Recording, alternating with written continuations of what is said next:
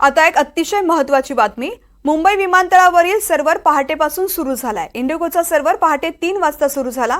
आजही काही उड्डाणं मात्र रद्द होण्याची शक्यता आहे. सर्व्हर डाऊन झाल्यामुळे अनेक अडचणी निर्माण झालेल्या होत्या.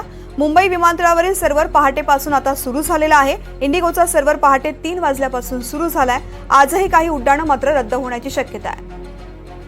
आमचे प्रतिनिधी महेश बागल सध्या आपल्यासोबत आहेत. महेश, काल मायक्रोसॉफ्टचा सर्व्हर डाऊन झाल्यामुळे विमान सेवेवरती मोठा परिणाम झाला. जगभरातच सगळ्या सेवांवरती परिणाम झाला.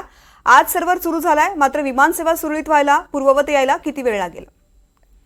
नक्कीच मायक्रोसॉफ्टच्या संदर्भातली बातमी ही शुक्रवारपासून चर्चेत आहे.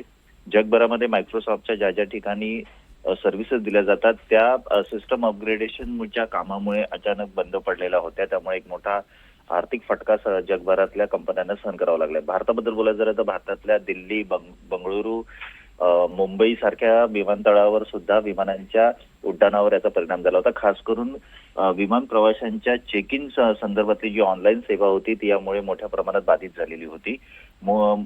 देशातल्या दुसऱ्या क्रमांकाचं गजबजलेलं विमानतळ ओळखलं जाणारं मुंबई विमानतळावर सुद्धा याचा परिणाम मोठ्या प्रमाणात दिसून आला होता.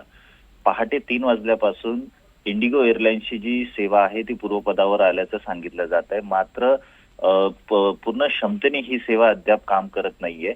जगभरात जवळपास 1400 विमानांची उड्डाणं रद्द झाली होती आणि भारतातही काही प्रमाणात विमानांची उड्डाणं ही उशिराने झाली होती, तर काही ठिकाणी रद्द सुद्धा करण्यात आली होती. आता मुंबई विमानतळावरची सध्याची परिस्थिती अशी की इंडिगो एअरलाईन्सची जी सिस्टम आहे ती पूर्वपदावर आलेली आहे. मात्र एक जो ट्रॅफिक जो लोड आहे विमानांच्या उड्डाणच्या संदर्भातला त्यावर काम पूर्णपणे अजून सुरू आहे आणि काही वेळातच पूर्ण क्षमतेने इंडिगो एअरलाइन्स जी आहे ती त्यांचं काम करायला लागेल असं सांगितलं जात आहे.